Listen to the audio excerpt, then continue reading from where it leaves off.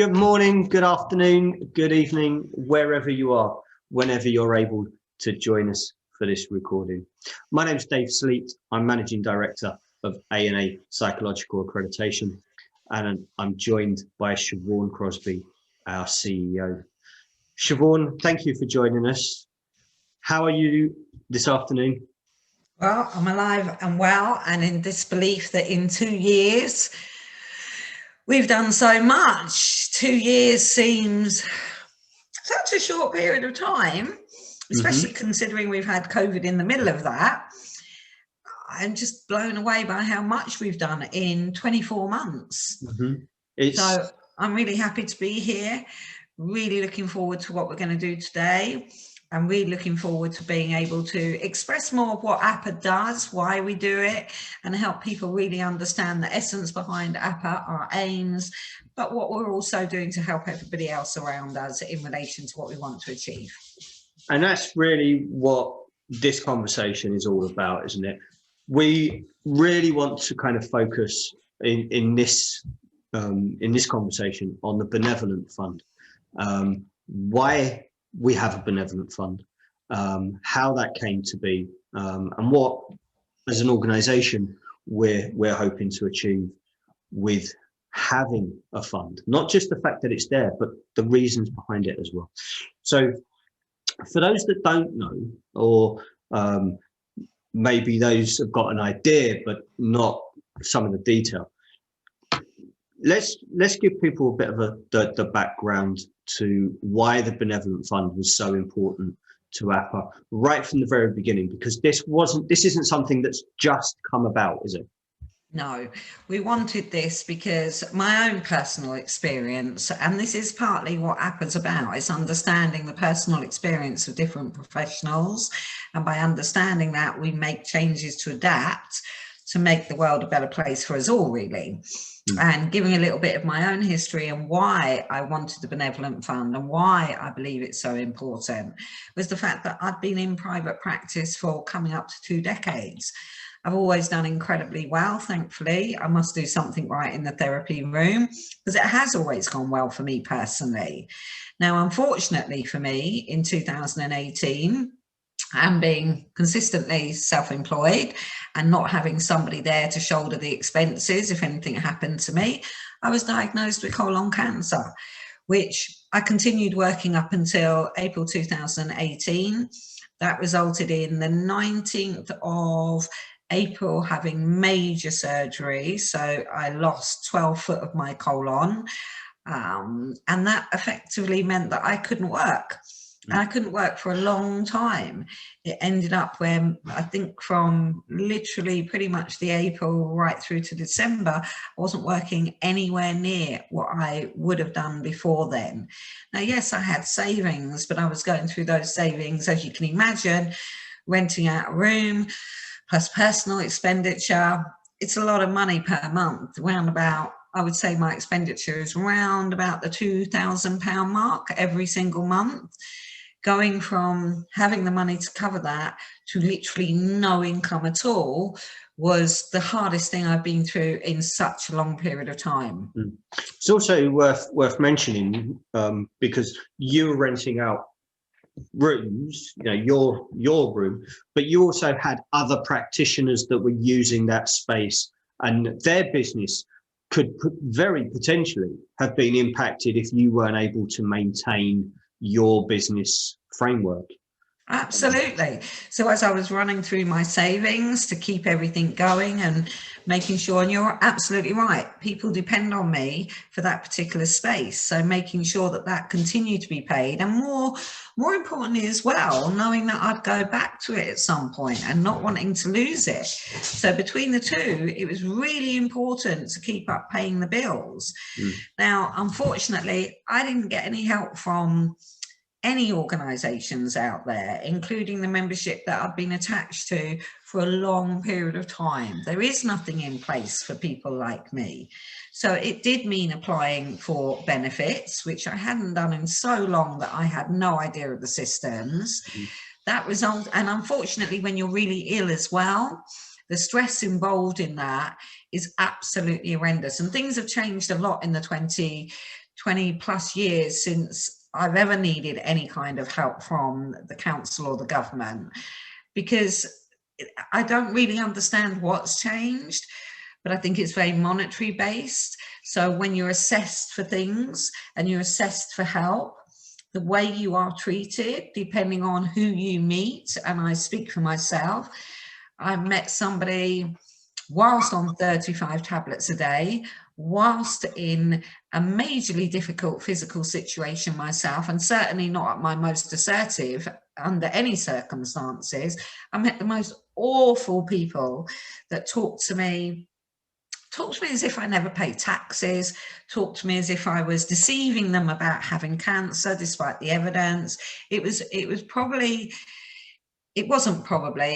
actually more traumatic going through that for me personally than it was actually dealing with the surgeries. The surgeries I just knew I had to do.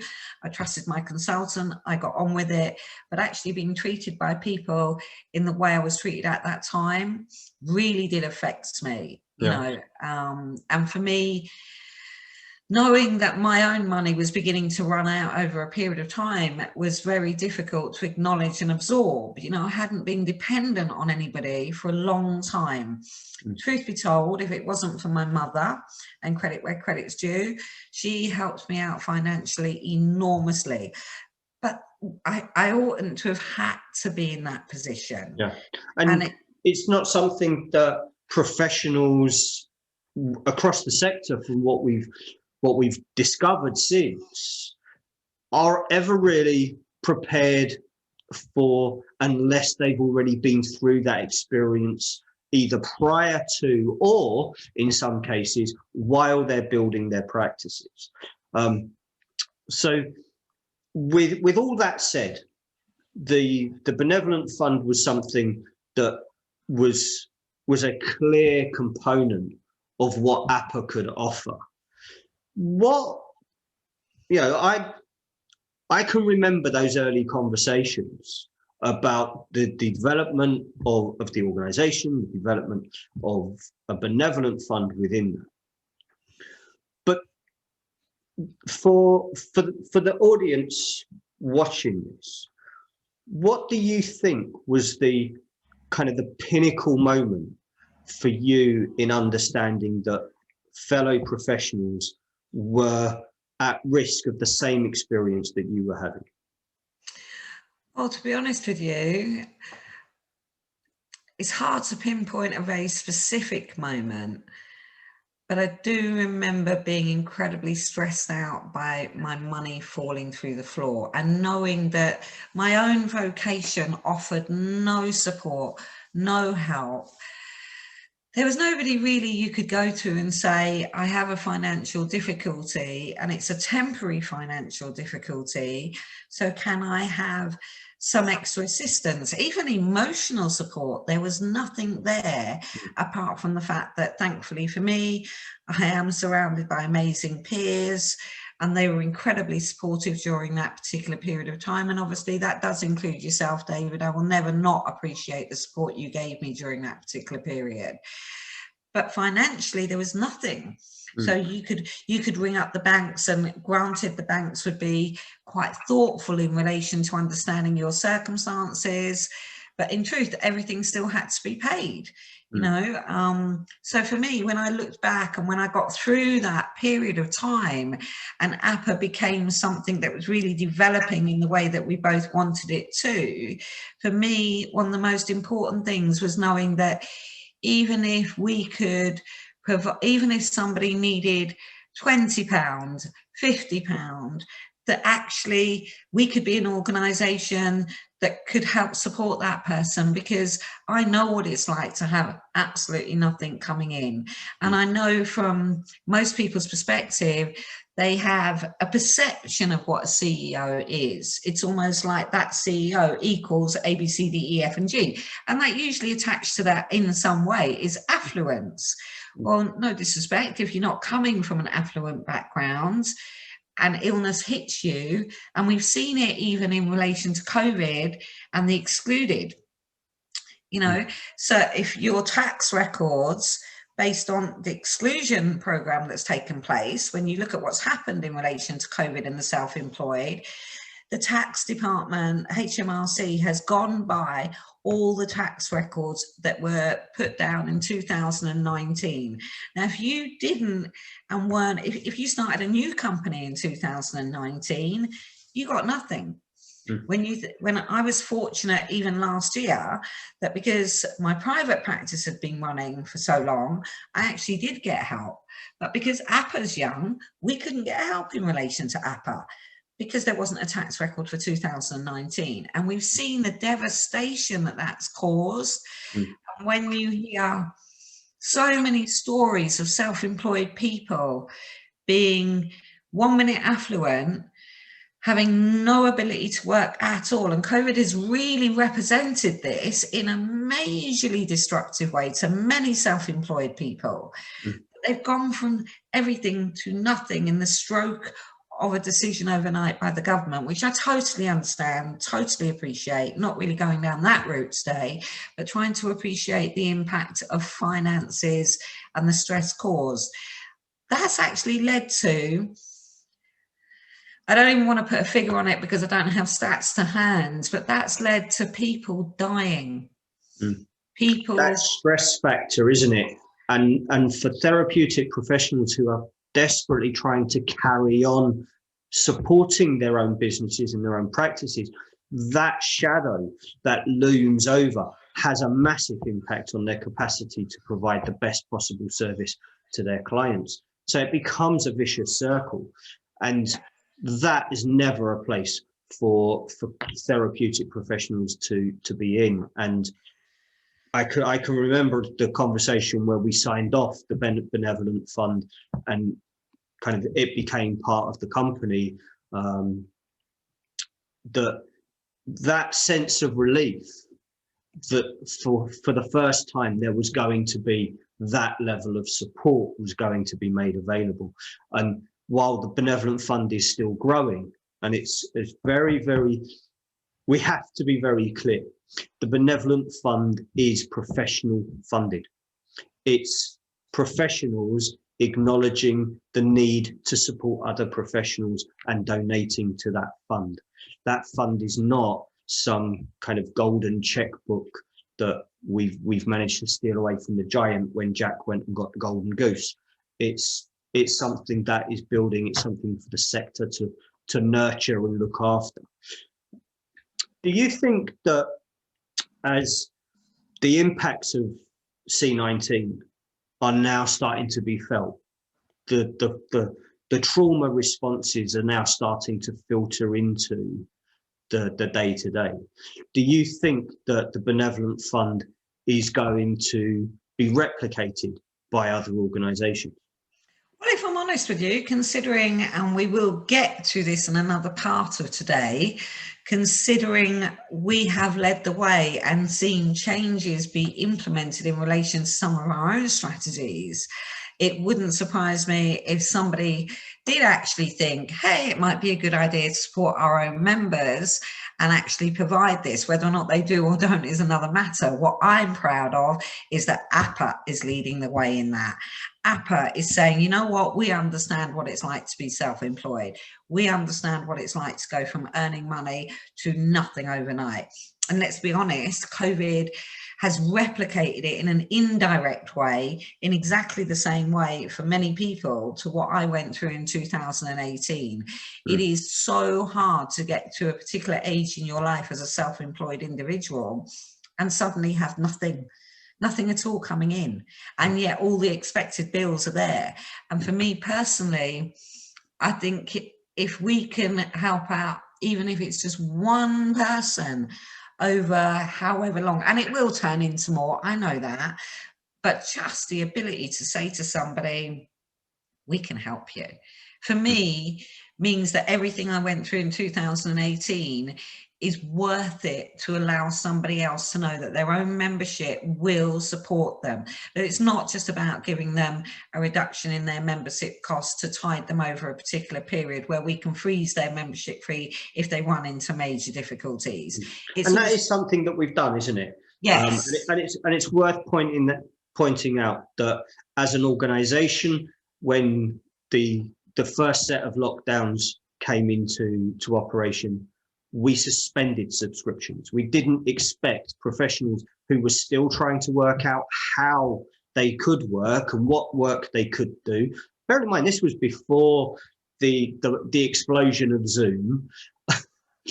Other companies are available, our lawyers have told us. But we suspended that for 10 weeks. And those members that had already paid for their annual subscription, they got an extension for that 10 weeks. So we looked after that in the immediate. And then we froze prices, not just for 2020, not just for 2021, but right up to April 2022. So looking after the financials of the members has been in our DNA from the very beginning. And I think it's vital that the public know that the professionals that are affiliated with APA are supported to that degree. I also think, sorry, David, I also think it's really important for people to be 100% aware of how this process works. When people donate to us, whereas you hear across every charity under the sun, they take a portion out for admin. We have not done that. Every single last penny that has been donated has gone to the Benevolent Fund. We have taken nothing out for admin fees. And I want to be very clear with people, that money is in a separate bank account. That money is not in the, if you like, the APA current account. That's actually in our Benevolent Fund account. It doesn't get touched by anybody. Everything goes to it, because there is no point in us celebrating the ability to be able to help somebody, but almost taking a chunk back for ourselves. You know, that doesn't sit ethically with me in the right way. I know it doesn't sit ethically with you in the right way, because this isn't about us. This is about helping people that in the moment of need, where they really do need that extra bit of help, no matter how small it might be, we're in the position of being able to give that. And for me personally, I think I'd love to see another company that takes donations and takes nothing, not 1 pence out of any donation. I'd love to hear about another organisation that does that, because so far I don't know one apart from APA. Yeah, and it's quite telling, the fact that there are so many things, as you pointed out, that APA is leading the way on. And you know, I know in our birthday event later this week, those things are going to be discussed. So if anybody is interested in finding out more about some of the things that we've discussed and the achievements that the organization's made, then click on the link for the birthday event that is going to be attached to the description for this video. You mentioned earlier that part of the support that you really wanted was emotional support. And can you express what that kind of almost need for that emotional support from your membership body at the time would have meant to you? I think just one person from the membership I was attached to at the time, just one person had picking up the phone and just saying, "How are you doing?" To be honest with you, I think that would have meant, it means a lot, because when you go through cancer, cancer is a loss. It's not just a loss of part of an organ, it's a loss of your independence, because you're relying on other people financially to help you out if you're based in my situation, which is self-employed and off for a long extended period of time. And I'll beat the savings. They just don't last forever. It's as simple as that. You lose friends that aren't able to deal with your own cancer, so they run away from you because they don't know what to do and they don't know what to say. You lose confidence in whether or not your life is going to continue. You're literally facing your mortality. you lose so much. So for somebody to come along and just actually be, and thankfully I do have good friends and I do have great peers, and they were brilliantly supportive to me, and I'm so grateful for that. But I can't tell you the difference it might have made for me if the organisation I was attached to actually bothered just to pick up the phone and say, can we have a chat, and how are you actually doing? What's your prognosis? How's your journey going? How are you managing? It's more about the sense of empathy and understanding that somebody that's paid into a system for a long time, doesn't matter how many years that you paid into that system, when it comes to a problem that's really real for you, there's nothing. There was nothing. Yeah, you almost just become a recipient, you know, a donor to the bank account. And that's exactly what it felt like. Yeah. And I think it's worth pointing out that through COVID, where we have had members experience COVID, and thankfully they have all gone through that process and have come out the other side, some in better shape than others. We acknowledge that. And some are on a long road to recovery. And we send every single one of those members our very best wishes. But we have spoken to them and we have reached out, and it's very much from that sense of what was missing in the experience, not just of your own experience with cancer, but also other professionals who spoke to us in the development of APA, and we should also kind of acknowledge and thank them for their contribution and the information that they were comfortable to share with us, because it does make a difference. And it does. Makes a major difference for somebody. How many organisations actually out there show you any kind of real personal care? I don't know that many at all. And if there's one thing I want to maintain through APA, I want the veins of caring to literally run through our bloods, because we are in a field where care is so important. Clients don't pay for my personality. They don't pay for me to care.